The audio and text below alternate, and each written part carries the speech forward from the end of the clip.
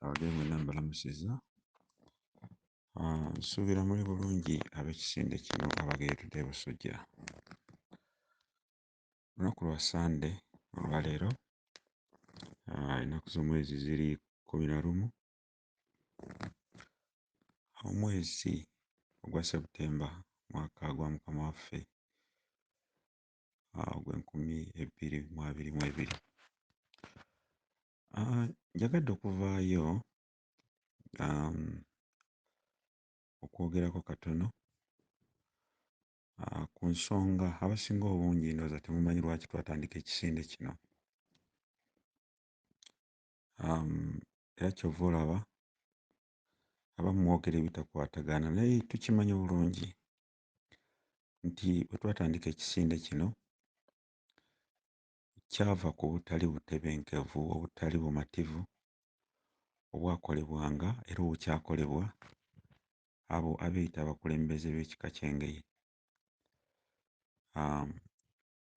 Njogedde emirundi mingi era ne mbategeeza akawonvu n'akagga nti ekika kino kiri mu masaŋŋanzira era singa kibadde kisinde kyaffe kino abageetudde e Busujja temwandirabye nkyukakyuka z'amaanyi era enkyukakyuka zikyajja.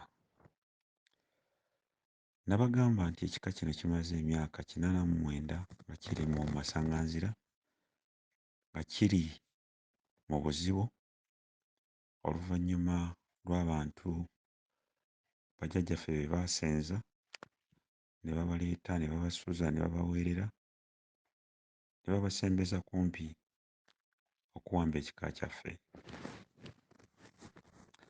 Kino nno jjajjaffe yaseerera Kasujja ow'omusanvu Mminge, Hajji Mminge, oluvannyuma lw'okutwala omusango ne guwangulwa ate nga bwe nabagamba nti alina ensobi gye yakola omufu tasalirwa musango n'akomyawo abantu bano. Abantu bano be yakomyawo ate jjajjaffe bw'amala okuseerera ate ono Kasujja aliko ow'omunaana ye n'asigala ng'akolagana nabo olw'ensonga nti ono jjajjaffe Kasujja ow'omunaana yasiŋŋaanibwa alina enkolagana ey'omunda ey'amaanyi n'abantu bano. Abantu be njogerako ono yeeyita Katikkiro. Katikkiro gwe tuleese ebikolobero by'azze akola bingi nnyo, tubitadde ku mmeeza n'ebirala tujja kubyongera okubireeta n'ebirala bikyajja.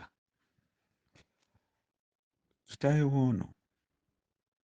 w'ono ayitibwa Muwangabyakono y'avunaanyizibwa, yakolanga ng'omuwandiisi w'ekika ky'Engeye mu biseera biri era n'akola ebiwandiiko byonna ebyanyagulula ettaka ly'e Busujja.